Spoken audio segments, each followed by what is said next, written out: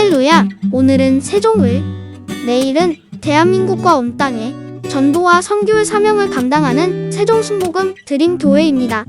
하나님의 사랑과 은혜가 치유와 응답이 있는 성령 충만한 교회입니다. 구독과 중보기도로 드림가족이 되어보세요. 오늘도 주 안에서 참 좋은 날입니다. 오늘 저는 여러분과 함께 하나님이 보시는 나라는 제목으로 말씀을 나누고자 합니다. 자식들은 부모스라에서 자라는 동안 내내 부모님이 나를 어떻게 보시고 생각하시느냐 관심을 기울이는 것입니다. 학교에서는 선생님이 나를 어떻게 보시냐 신경을 늘 곤두세웁니다. 직장에서는 직장의 상사가 나를 어떻게 보나 하고 살피게 되는 것입니다. 또 우리가 항상 사회생활을 하기 때문에 이웃과의 관계 속에서 다른 사람이 나를 무엇이라고 보며 말하고 있는가 관심을 기울이게 되는 것입니다. 그러나 그 모든 것 중에 하나님이 나를 어떻게 보시고 계실까, 그것이 우리 최선의 관심사가 되어야 될 것입니다.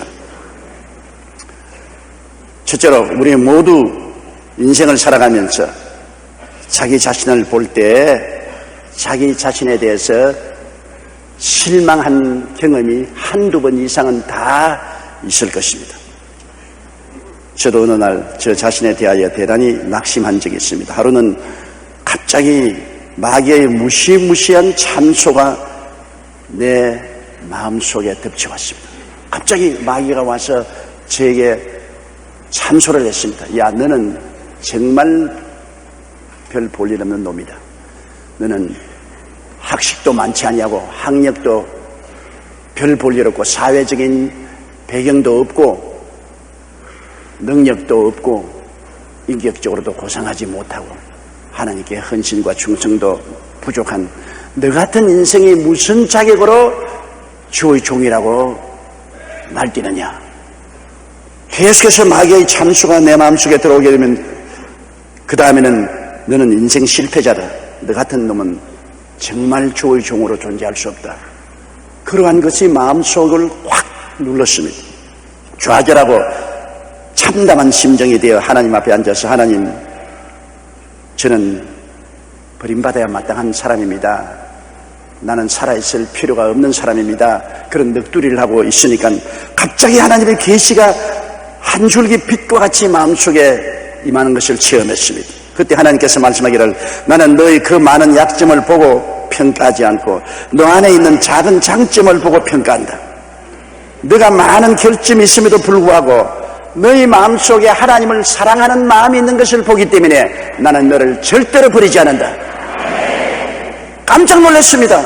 마귀가 그렇게 비참하게 참소를 해서 내 스스로가 나를 볼 때도 완전히 비참하고 좌절하고 절망할 수밖에 없는 그런 처지에서 하나님의 음성이 들려올 때 신선한 바람이 불어듯이 영혼 속을 깨우쳐 주셨습니다. 내 많은 결점을 하나님이 알고 계심에도 불구하고 하나님은 결점을 보지 아니하시고 내 속에 장점을 보시고 계신다는 것입니다. 내 속에 무슨 장점이 있습니까? 하나님은 너 속에 하나님을 사랑하는 마음이 있는 것을 내가 보고 있다. 그러므로 나는 너를 사랑한다. 그 말씀을 듣고 제가 용기 100배 해서 하나님께 감사하고 사탄을 물리치고 새롭게 일어날 수 있는 힘과 용기를 얻은 경험이 있습니다. 예전에 저는 이런 간증을 읽어본 적이 있습니다. 의술이 뛰어나고 착한 마음을 가진 한 의사가 있었는데 한 번은 실수로 오진을 해서 환자가 죽고 말았습니다. 이 일로 인하여 깊은 상처를 입은 그는 날마다 탄식하며 나는 의사로서 실패자다. 나는 실패한 사람이다. 그렇게 스스로 좌절하고 낙심해버렸습니다. 그는 병원 문을 닫아버리고 술로 세월을 보내다가 끝내 병이 들어 입원을 하게 되었습니다. 그는 의사들뿐 아니라 가족들과도 이야기하지 않았는데 하루는 병원을 돌며 실망하는 목사님이 그를 찾아가 전도하다가 그의 사정 이야기를 듣고 이렇게 말했습니다. 선생님, 당신은 수많은 환자들을 치료해 주셨지요? 그러면 수많은 사람 중에 한 사람 오진한 것은 한 부분에서 실패한 것이지 당신 자신 전체가 실패한 사람은 아닙니다. 당신은 훌륭한 의사입니다. 예수님 앞에서 나와 용서받고 다시 의사로서 자부심과 자신감을 가지고 일어나십시오. 하나님께서는 당신을 훌륭한 의사로 바라보고 계십니다. 그러니 결코 낙심하지 마십시오. 그를 위해 기도해 주었습니다. 기도가 끝난 다음 그는 눈물을 흘리며 물었습니다. 목사님, 저는 정말 실패자가 아닙니까? 하나님 앞에서 저는 실패자가 아니란 말이지요. 목사님은 다시 한번 말씀했습니다. 그렇습니다. 당신은 한 환자에게 실패했지 당신 전 인생이 실패자는 아닙니다. 하나님은 당신의 실패를 보지 아니하시고 훌륭한 의사로서의 인품을 보십니다. 격려를 해 주었습니다. 그때부터 그는 사람들과 웃으며 대화하기 시작했고 자신감을 회복하여 다시 환자들을 돌볼 수 있었다고 합니다. 우리는 때로 좌절하여 비참한 심정을 갖기도 합니다. 그러나 그 좌절케 하는 일만을 생각하여 낙심하면 절대로 안 됩니다. 왜냐하면 하나님께서는 우리가 가진 장점들을 보고 우리를 평가해 주시기 때문인 것입니다. 하나님은 결코 여러분의 잘못한 점을 꼬집꼬집 캐어서 비평하지 않습니다. 여러분 많은 결점이 있음에도 불구하고 여러분 속에 장점이 있는 것을 택하시고 그를 보고 평가해 주시는 것입니다. 태산만한 돌멩이와 흙더미가 있습니다. 광산에 가면 이러한 것을 흔히 볼 수 있지 않습니까? 그러나 광물을 캐는 사람은 그 흙더미나 돌멩이를 보고 평가하지 않고 그 많은 흙더미와 돌머리를 캐낸 그 가운데 있는 광석을 캐내어서 그곳에 있는 은이나 금이나 보석을 귀하게 여기시는 것입니다. 우리는 비록 흙더미가 많고 돌멩이가 많은 인생 같지만은 우리 속에 하나님은 보화를 발견하시는 것입니다. 그 적은 보화를 보고 평가하시고 우리를 사랑해 주시는 것입니다. 마귀는 우리의 장점을 짓밟아버리고 우리의 약점을 과대 포장하여 공격합니다. 요한계시록 12장 10절에 우리 형제들을 참수하던 자 곧 우리 하나님 앞에서 밤낮 참수하던 자라고 말했습니다. 마귀는 하루도 쉬지 않고 밤이나 낮이나 우리의 결점을 덜추어냅니다. 우리의 잘못을 덜추어내고 우리를 참수하고 우리를 낙심시키려고 하는 것입니다. 욥에게 마귀가 와서 뭐라고 했습니까? 하나님이 마귀를 보고 이 세상에서 이렇게 순전하고 정직하며 하나님을 경외하고 악에서 떠난 자를 보았느냐가 욥을 칭찬했어요. 하나님은 욥의 장점을 보았습니다. 욥에게 많은 약점이 있었습니다만 그를 하나님은 제껴놓고 욥을 보시고 순전하고 정직하며 하나님을 경외하며 악에서 떠난 자가 없다고 말할 때 사탄은 고개를 설레설레 흔들면서 그렇지 않습니다. 하나님께서 욥이 하는 모든 소유물을 복주시기 때문에 욥이 하나님을 경외하지 않습니까? 다 이에 타산이 되기 때문에 하나님을 섬기는 겁니다. 욥의 재산을 빼앗아 보세요. 당장 돌아서서 욥이 하나님을 욕할 것입니다. 마귀는 어찌하는지 욥의 결점을 지적해서 하나님의 징계를 받게 하려고 애를 썼습니다. 이처럼 하나님이 보시는 것은 언제나 우리의 장점을 보시려고 하고 마귀는 우리의 결점을 보아서 우리를 낙심시키려고 합니다. 현대인들이 많이 시달리고 있는 질병 중 하나가 우울증인데 인류의 약 20%가 우울증으로 고통을 당하고 있답니다. 우울증은 자신에 대해 낙심하고 자기 자신을 무가치하고 무능력하게 느끼는 사람들이 앓게 되는 병입니다. 우울증에 걸린 사람은 자신감이 없기 때문에 매사에 의욕이 떨어지고 만사가 귀찮아집니다. 그러다 보면 육체적으로도 쉽게 피곤함을 느끼게 되고 수면 장애를 가져올 뿐 아니라 심한 짜증과 슬픔에 빠지는데 증상이 심해지면 자살을 시도하기도 합니다. 실제로 자살을 시도하는 사람의 52%가 우울증 환자였다는 연구 결과가 나왔습니다. 사탄은 어찌하든지 우리에게 우울증에 걸리게 하려고 하는 것입니다. 자기를 과소평가하고 죄악을 과대평가해서 좌절하고 낙심하고 자신감을 상실하도록 만들려고 하는 것입니다. 사람이 자신에 대해 낙심하여 우울증에 빠지게 되면 그때부터 절망적인 존재가 되어버려 자신의 삶을 폐허로 만들어버리게 되는 것입니다. 그러므로 스스로 자신의 모습을 잘못 바라보고 절망하지 말고 하나님께서 보시는 눈으로 항상 자기를 보아야 되는 것입니다. 마귀가 보는 눈으로 자신을 보아서는 결코 안 됩니다.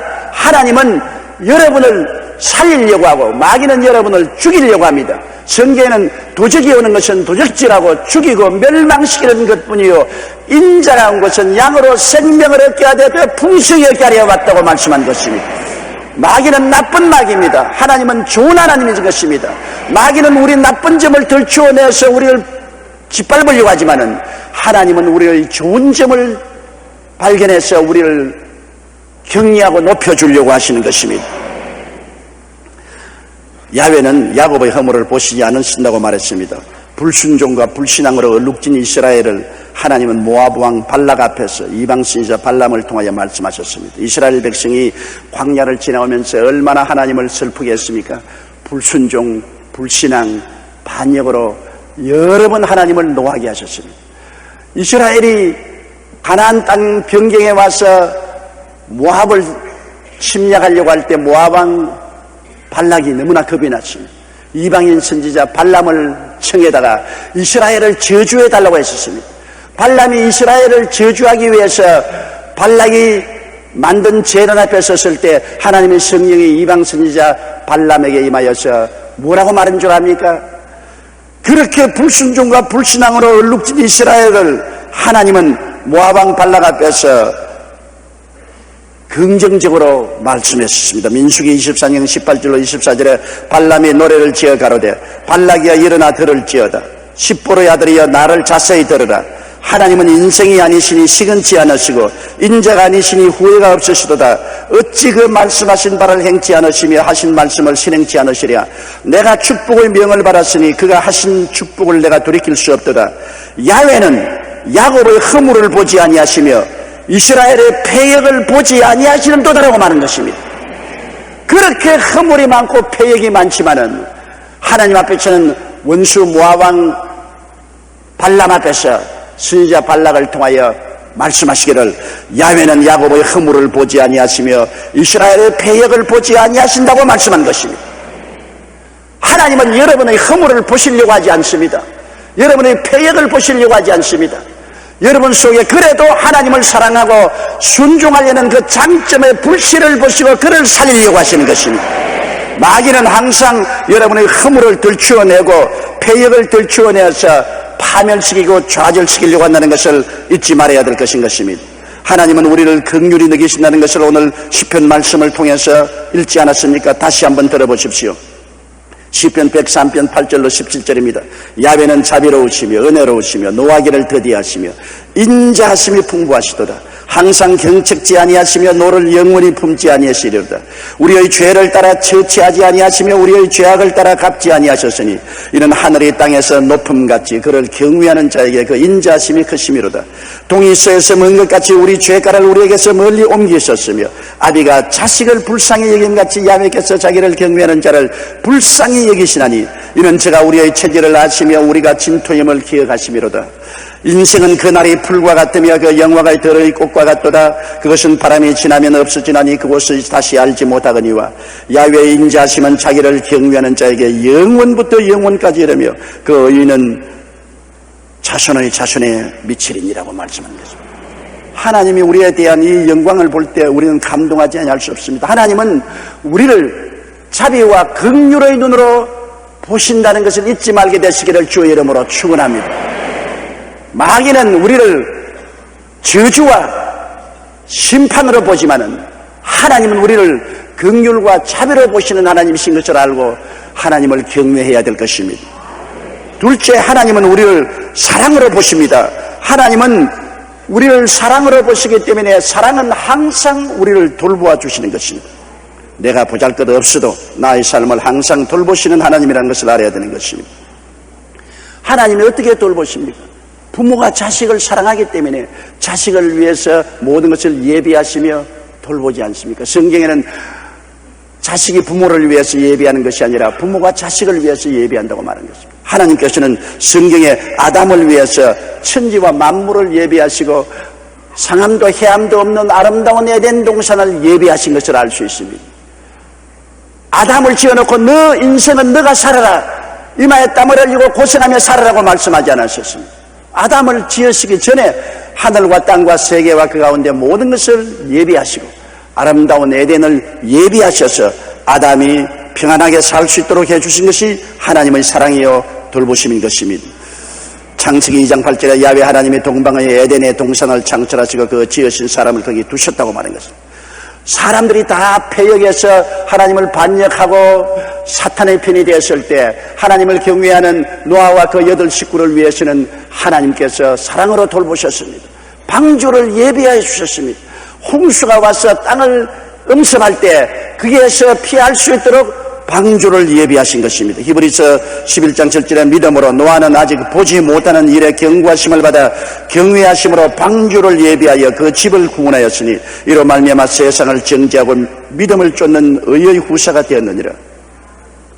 큰 심판, 홍수의 심판이 지구를 몰아쳤을 때 많은 하나님을 반역하고 거역하고 마귀를 따라가는 사람들이 홍수 심판으로 멸망받았을 때 하나님을 경외하고 따르는 노아와 그 8 식구를 위해서는 그를 피할 수 있는 방주를 예비하신 것입니다.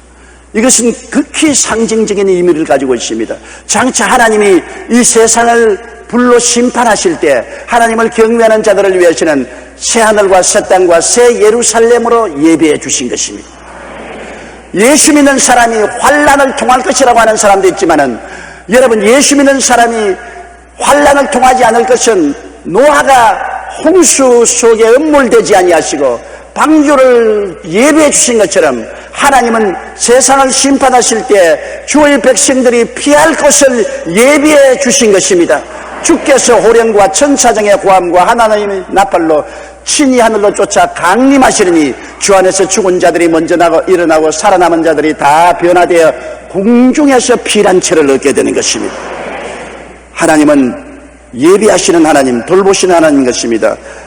야곱과 그 자손들을 위해서 애굽의 고센 땅을 예비하신 하나님. 창세기 45장 10절로 11절에 아버지의 아들들과 아버지의 손자들과 아버지의 양과 소와 모든 소유가 고센 땅에 있어서 나와 가깝게 하소서. 흉년이 아직 5해가 있으니 내가 거기서 아버지를 복양하리이다. 요셉을 먼저 애굽 땅에 보내었어. 하나님은 그 아버지와 형제들을 복양하도록 예비해 놓으신 것입니다. 창세기 46장 3절로 4절에 애굽으로 내려가기를 두려워 말라. 내가 거기서 너로 큰 민족을 이루게 하리라. 내가 너와 함께 애굽으로 내려가겠고 정녕 너를 인도하여 다시 올라오게 할 것이라고 말씀한 것입니다. 큰 기근이 온 세계를 음습했을 때 하나님께서는 야곱과 그 자손들을 위해서 고센 땅을 예비해 놓으신 것입니다.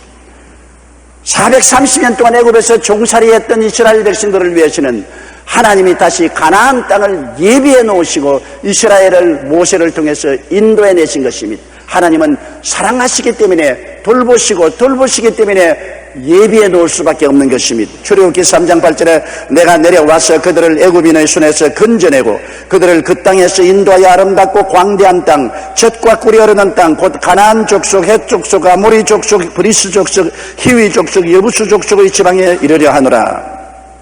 출애굽기 23장 20절에 내가 사자를 내 앞에 보내어 길에서 너를 보호하여 너로 내가 예비한 곳에 이르게 하시리라. 사랑은 돌보고 예비하는 것입니다. 사랑한다고 하면서 돌보아 주지도 아니하고 예비하지 않는다면 그것은 입에 발린 사랑이요 실제적인 사랑이 아닌 것입니다. 우리 하나님은 세상을 이처럼 사랑했다고 했었습니다. 어떻게 해요? 세상 사람을 돌보시고 세상 사람을 구원하기 위해서 그 아들 예수 그리스도를 구주로 예비해 주신 것입니다.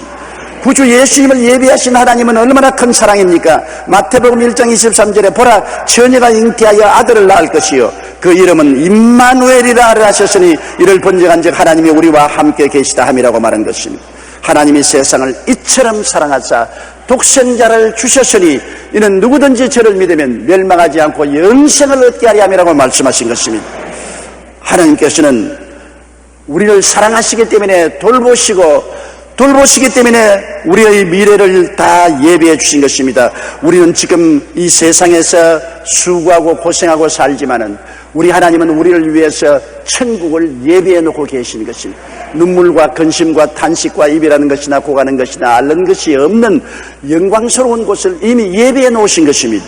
요한복음 14장 2절로 3절에 예수께서 말씀하시기를 내가 너희를 위하여 처소를 예비하러 가노니 가서 너희를 위하여 처소를 예비하면 내가 다시 와서 너희를 내게로 영접하여 나 있는 곳에 너희도 있게 하리라고 말씀하셨습니다. 마태복음 25장 34절에 내 아버지께 복받은 자들이여 나와 창세로부터 너희를 위하여 예비된 나라를 상속하라고 말씀한 것입니다. 하나님의 사랑은 우리의 과거와 현재와 미래를 돌보시고 우리의 삶을 위해서 예비해 놓으신 하나님이신 것입니다. 하나님이 과연 나 같은 사람도 생각할까요? 나 같은 사람을 위해서도 예비할까요? 제가 이 강단에서 오늘 가만히 앉아서 찬송 부를 때 여러분을 내려다보고 있었습니다. 여러분은 여의도 순복음교회 75만 성도 중에 숫자적으로 한 사람에 불과합니다. 그런데 갑자기 하나님께서 말씀하시오. 너 가만히 보라. 얼굴이 다 다르지.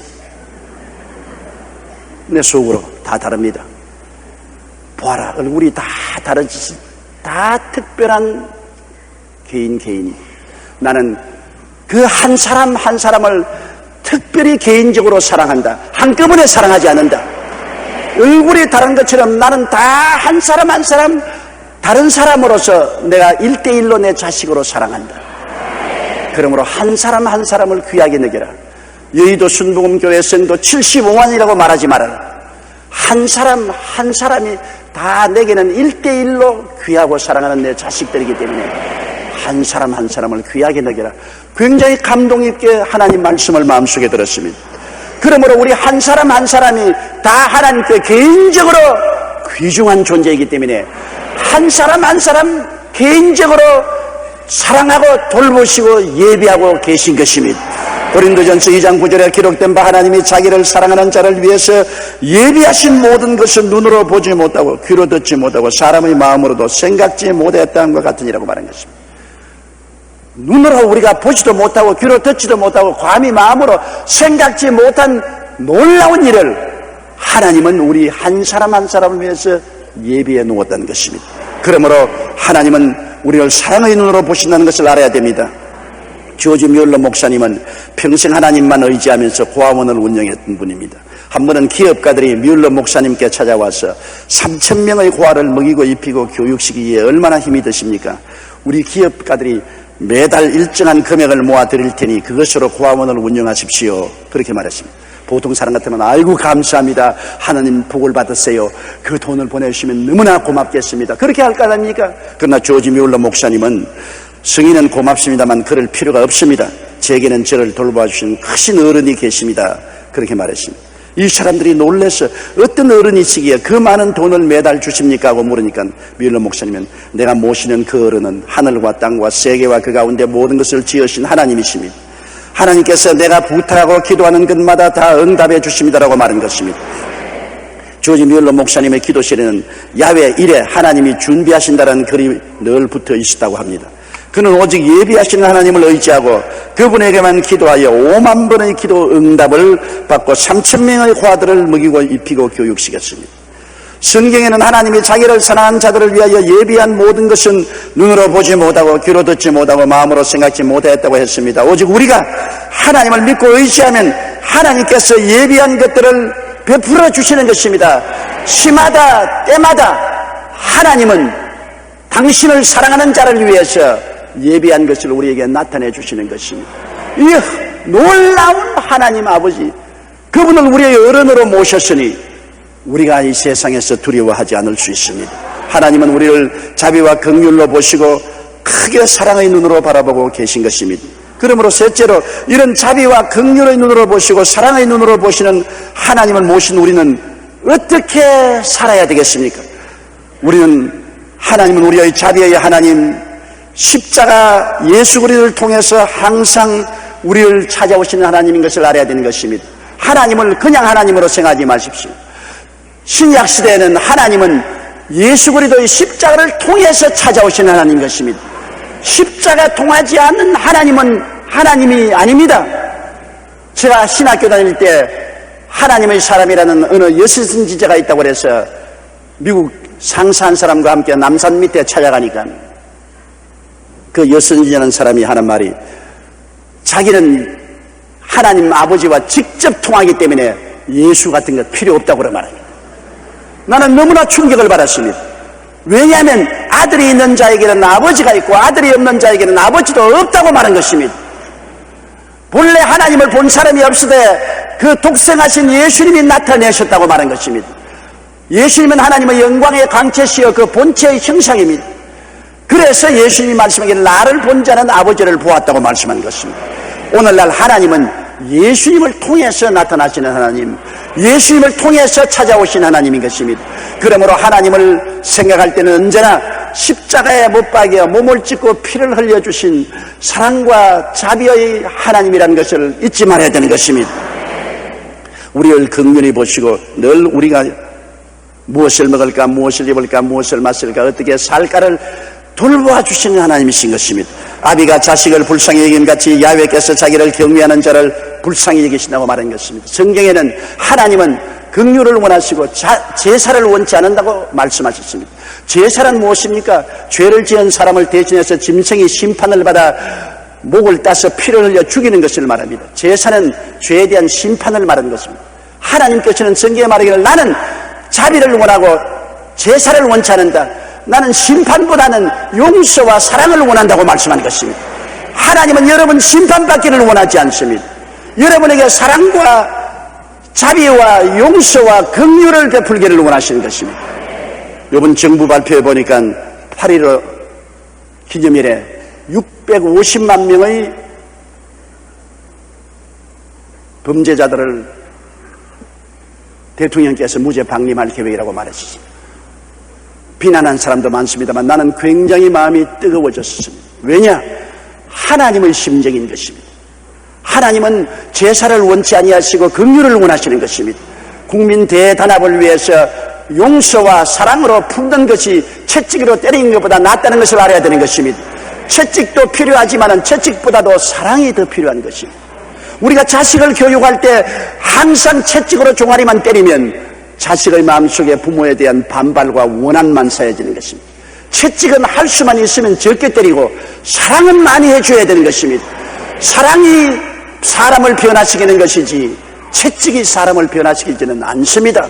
하나님이 채찍을 때려서 사람을 변화시킬 수 있었다면 예수를 십자가에 못 박을 필요가 없는 것입니다. 하나님이 무슨 능력이 없고 권세와 위엄이 없어서 사람들을 심판하지 못하실 것 같습니까? 하나님이 명령 한마디 하시면 모든 생명이 초계같이 될 것인데, 그러나 하나님은 사람을 변화시키는데 율법과 심판과 채찍이 아닌 십자가의 사랑을 통해서 구원하고 변화시키려고 하신 것입니다.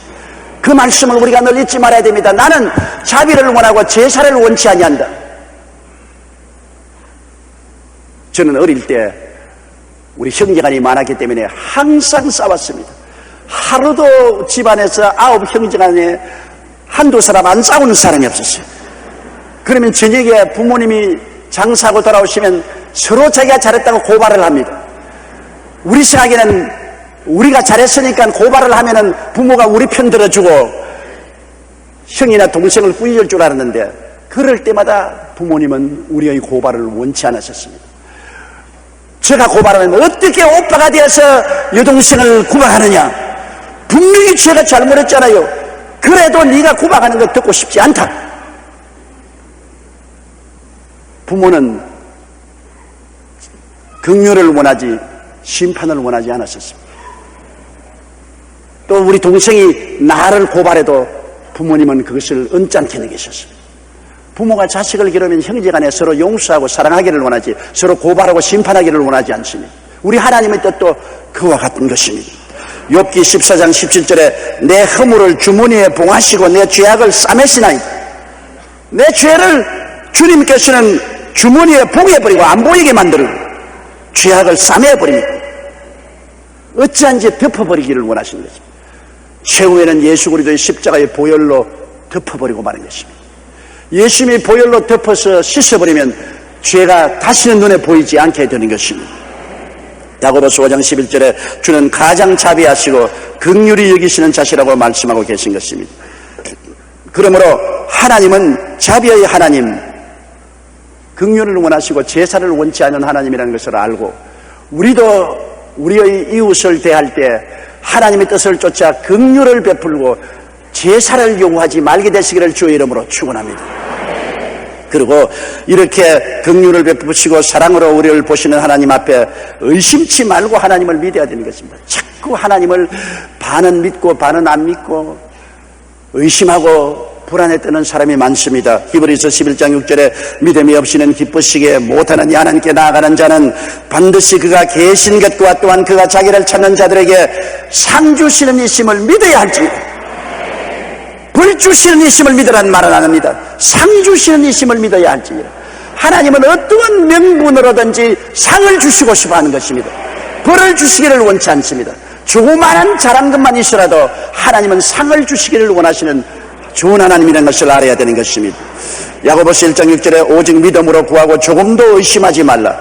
의심하는 자는 마치 바람에 밀려 요동하는 바다 물결 같다고 하는 것입니다. 히브리서 10장 38절에 오직 나의 의인은 믿음으로 말미암아 살리라. 또한 뒤로 물러가면 내 마음이 저를 기뻐하지 아니하랴. 하나님이 세상을 이처럼 사랑하사 독생자까지 주셨는데 그 아들을 아끼지 않고 우리에게 주시니까 그 아들과 함께 무엇을 선물로 주지 않겠습니까? 사랑이 믿음을 가져옵니다. 미워할 때는 믿을 수가 없어요. 그러나 사랑하면 믿어야 되지 않습니까? 하나님의 사랑이 이처럼 나타나셨으니 그 아들 예수 그리스도 십자가를 바라보고 우리는 하나님을 믿어야 되는 것입니다. 눈에는 아무 증거 안 보이고 귀에는 아무 소리 안 들려도 하나님을 믿어야 되는 것입니다. 내 환경이 어렵고 고통스러워도 하나님을 사랑하는 자 곧 그 뜻대로 부르심을 입은 자들에게는 모든 것이 합동하여 선을 이룬다는 것을 믿어야 되는 것입니다.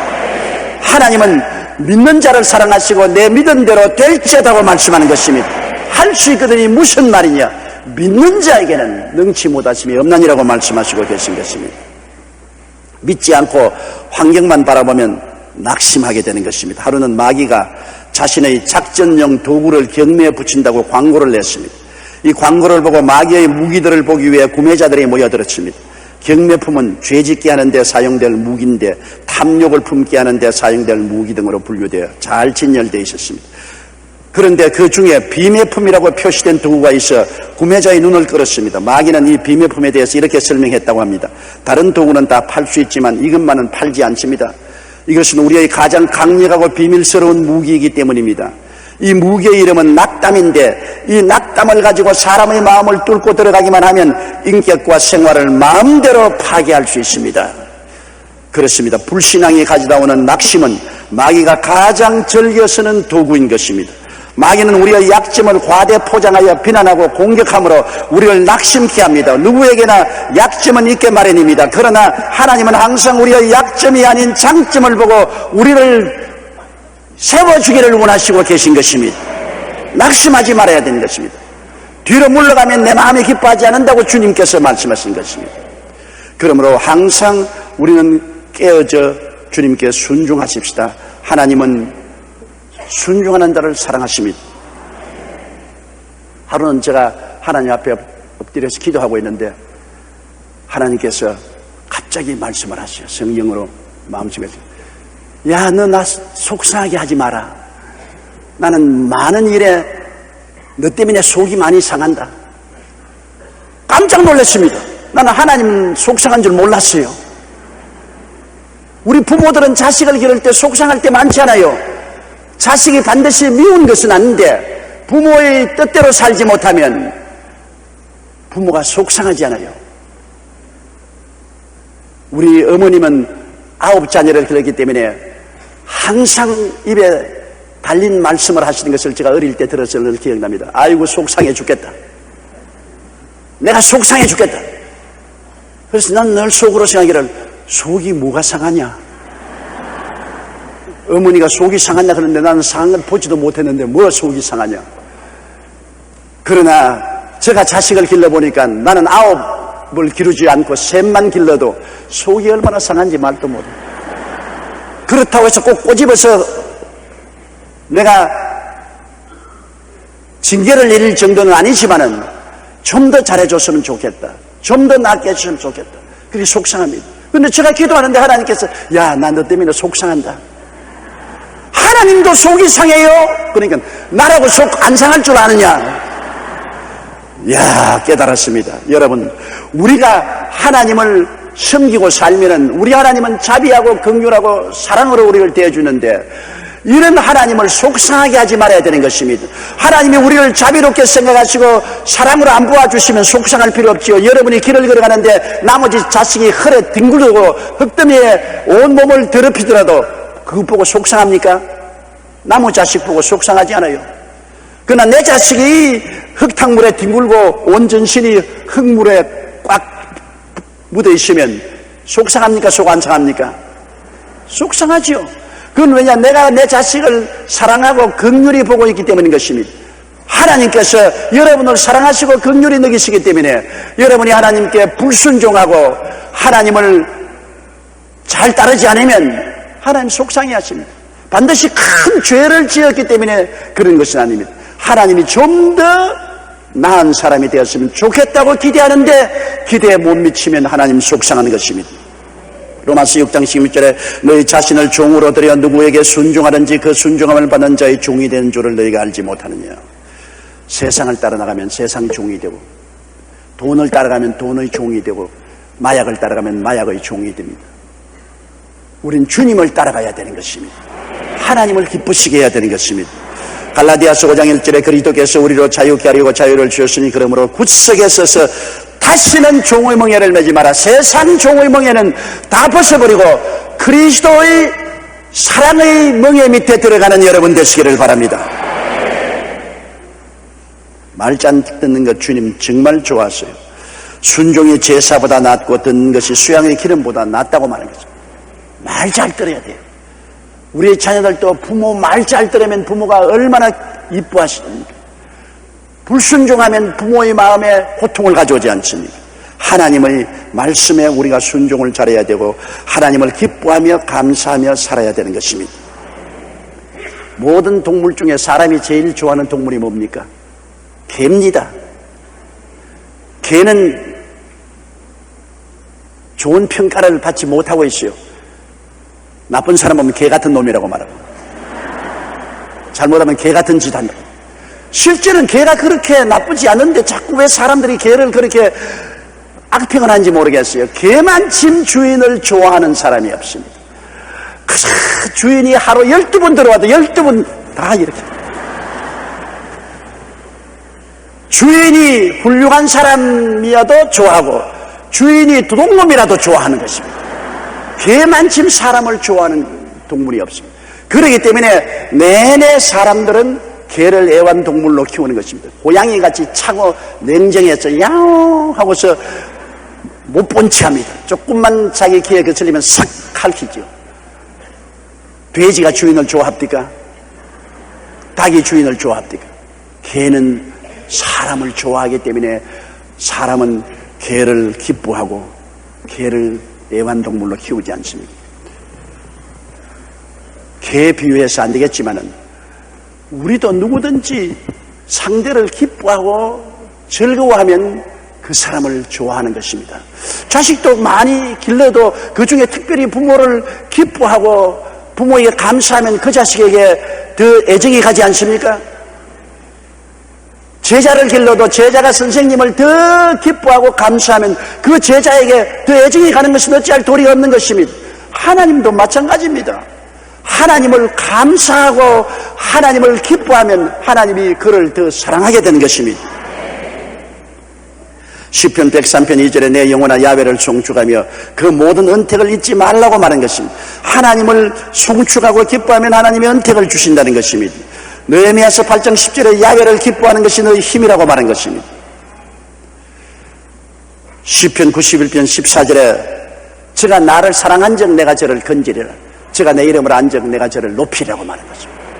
우리가 인생을 살면서 우리를 긍휼히 보시고 우리를 사랑하시는 하나님이시기 때문에 하나님을 기뻐하고 감사하면은 하나님이 이 놀라운 일을 하시는 것입니다. 제가 나를 사랑한즉 내가 저를 건지리라. 제가 나를 이름을 안즉 내가 저를 높이려고 하시는데, 여러분 우리 한국의 희망이 바로 여기에 있는 것입니다. 우리는 끊임없이 북한의 공격의 위협에 떨고 있습니다.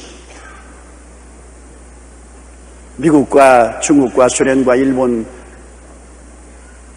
4대 강국에 둘러싸여 있는 우리는 북한의 위협과 공격에 우리는 늘 노출되어 있습니다.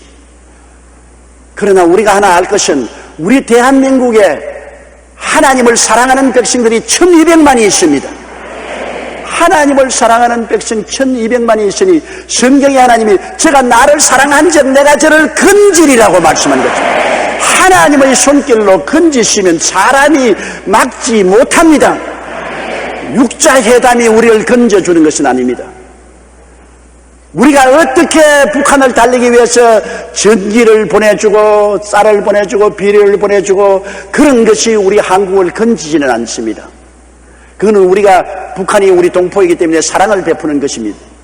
우리를 건져줄 자는 하나님인 것입니다. 하나님이 문을 열면 닫을 자가 없고 닫으면 열 자가 없는 것입니다. 하나님께서 저가 나를 사랑한 적 내가 저를 건지려고 했으므로 우리 국민이 더 많이 하나님을 믿고 사랑하면 이것이 우리에게 안전보장이 되어주는 것입니다. 그리고 하나님의 이름을 아멘 하나님이 높여주시다 했는데, 여러분, 우리가 이 극동아시아에서 하나님을 알고 섬기면 하나님이 우리를 높여주는 것입니다. 중국보다도 일본보다도 소련보다도 그 다 여러 나라보다도 하나님이 우리를 높여주실 것입니다. 높이는 것이 동이나 서이나 남에서 오지 않고 하나님께로부터 오는 것입니다. 그러므로 우리가 하나님을 섬긴다는 것이 얼마나 중요합니까? 개인적으로, 가정적으로, 국가적으로 하나님을 사랑하고 기뻐하고 감사를 드린다는 것은 우리의 삶과 직결된 것입니다. 저가 나를 사랑한 적 내가 저를 건지리라.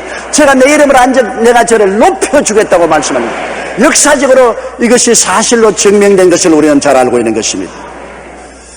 이러므로 우리는 항상 하나님을 기뻐하며 감사하며 살게 되시기를 주의 이름으로 축원합니다. 노르웨이 속담에 감사하는 마음에는 사탄이 씨를 뿌릴 수 없다는 말이 있습니다. 전에 내려오는 이야기에 의하면 이 속담은 이렇게 시작되었다고 합니다. 한 번은 사탄이 지구에 내려와서 노르웨이에 창고를 하나 지었습니다. 그 창고에는 사탄이 즐겨 뿌리는 각종 씨앗들이 가득했습니다. 사탄은 이 창고에서 미움의 씨, 슬픔의 씨, 불평의 씨, 원망의 씨 등을 꺼내 이 마을 저 마을에 가서 뿌렸습니다. 그런데 어느 마을이든지 마귀가 씨앗을 뿌리면 삭이 잘나고 번성하여 온 마을이 지옥처럼 변해버리는 것입니다. 그런데 이상하게도 한 마을에서만은 아무리 씨앗을 뿌려도 삭이 나질 않습니다. 어쩌다 삭이 나도 곧 썩어버리고 죽어버렸습니다. 이 마을은 바로 기쁨의 마을이었습니다. 이 마을에 사는 사람들은 어떤 절망적인 상황에서도 기쁨 가운데 감사했기 때문에 사탄의 씨앗들이 삭틀 수가 없었다는 것입니다. 그래서 노르웨이에 감사하는 마음에는 사탄이 씨를 뿌릴 수 없다는 속담이 생기게 되었다고 말하는 것입니다. 그렇습니다. 오직 하나님을 기뻐하며 감사할 때 우리는 마귀의 공격으로부터 자유로울 수가 있는 것입니다. 마귀가 아무리 미움, 분노, 시기, 질투, 슬픔, 좌절의 씨앗을 뿌리더라도 하나님께 감사하고 기뻐하는 사람의 마음속에는 그 씨가 다 말라버리고 마는 것입니다. 삶은 빨리 지나갑니다. 삶 속에 귀중한 것도 다 꿈 같고 지나가고 나면 헛된 것밖에 없습니다. 오직 예수님 우리 구주와 하나님 아버지 외에는 다 나를 떠날 것입니다. 하나님만이 영원히 나를 자비와 긍휼로 보시고 대하여 주시고 영원히 나를 큰 사랑으로 바라보시고 품에 안아 주시는 것입니다. 하나님 아버지의 사랑과 예수 그리스도의 은혜, 그것만이 우리에게 영원히 남을 것입니다.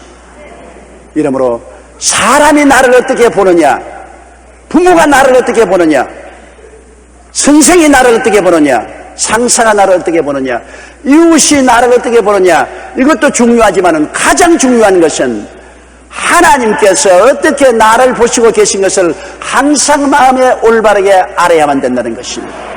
하나님은 예수 그리스도의 십자가를 통해서 여러분을 자비와 긍휼로 보시며 여러분을 사랑으로 보시며 돌보시고 예비하시는 좋으신 하나님이라는 것을 늘 마음에 익히 알게 되시기를 주의 이름으로 축원합니다. 다 같이 고개 숙여 기도드리겠습니다. 사랑이 많으신 우리 아버지 하나님, 우리의 인생은 그 날이 풀과 같으며 우리의 영화는 덜의 꽃과 같습니다. 바람이 지나가면 다 없어지고 맙니다. 그러나 하나님의 인자하심은 하나님을 경외하는 자에게 영원부터 영원까지 이르며 그 의인은 자자손손에 이른다고 말씀하셨습니다. 하나님 아버지여, 우리의 잘못을 보지 아니하시고 우리에게 장점을 들추어내어서 우리를 격려해 주시고 상 주시기를 원하시는 하나님 감사합니다. 언제나 사탄의 참소를 이기고 하나님의 은혜 속에 우리는 쑥쑥신앙이 자라게 도와주시옵시고 하나님을 사랑하고 하나님을 높이며 순종하고 믿고 의지하며 살게 하여 주시옵소서. 예수님 이름으로 기도드립니다.